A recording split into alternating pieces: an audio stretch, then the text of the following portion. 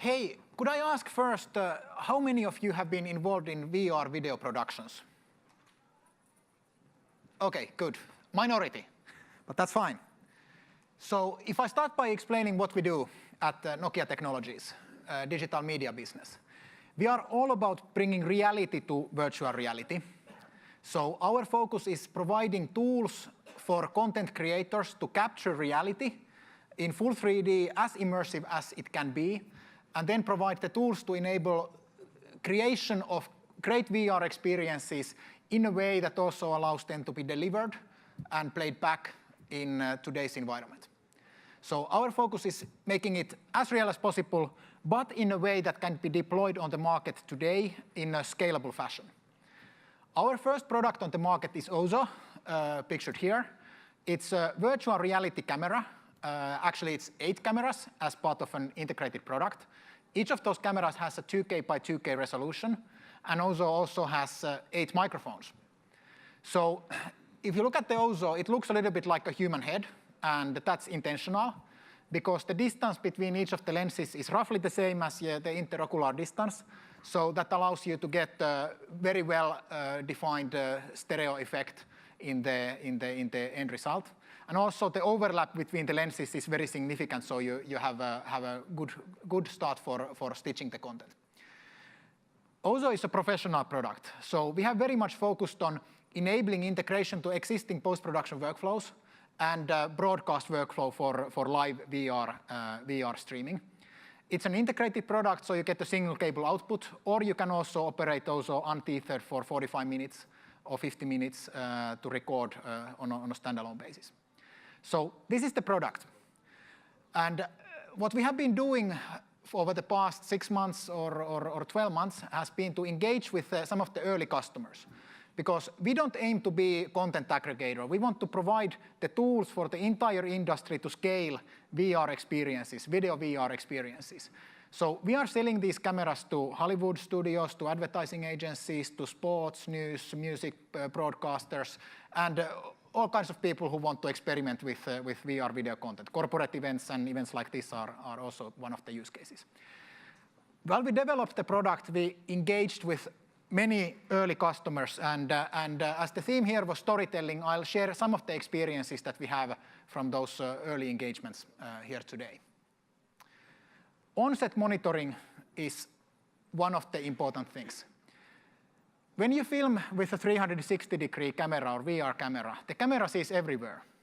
That means that the production crew has to hide away unless they have a cameo roll and want to be part of the picture. Well, what that means is that the director typically doesn't see what is being filmed. And really picturing all the actors and the entire scene, how close things are, is something being occluded, and what's the actual experience is not that easy. To cover this need, we provided a live monitoring feature in the Ozo. So you basically are able to monitor in real time with a head-mounted display what the camera is seeing. So this was a very important learning, that this feature allows much faster production, allows you to iterate, allows you to test when you don't have to wait for stitching of the content to experience what is being filmed. First-person point of view. Obviously, the VR camera provides a first-person point of view, but it can be actually used in many, many different ways to provide different feelings and experiences. Here are some of the examples we have had in the early trial runs with Ozo. Some directors have wanted to use the VR camera as a kind of third-party point of view. So you are kind of fly on the wall, or you are an observer in the scene. You can feel a lot of empathy to the situation if intense interactions happen close to you and the actors come very close to the camera. You actually feel that you are close to these people. But some of the directors have also chosen to put you right in the middle of the character in the scene. And the example at the top left corner was a small theatrical comedy piece with an early prototype of Ozo, where the main character, or you as the experiencer of the content, were sitting in a church as a participant in a wedding. And it felt like a very natural situation to sit on a wedding bench. You are not able to get up or move anywhere anyway. It's what you do in that kind of situation. you actually felt a lot in control, because when the sounds came from the left behind, from the right, and so forth, you were able to really choose where you direct your attention. So you felt in control, you felt real. It was very much a feeling of enhanced presence.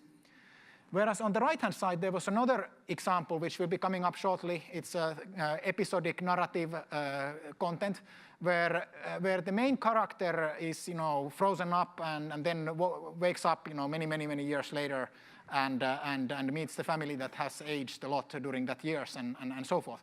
So experiencing this narrative from the point of view of the first person, it's you feel people talking to you, and you feel like you need to respond, but you can't because the character can't. So it really puts this powerful emotional experience that the director wants you to experience. Sound creates feeling. This is what we hear over and over again in each and every one of these productions.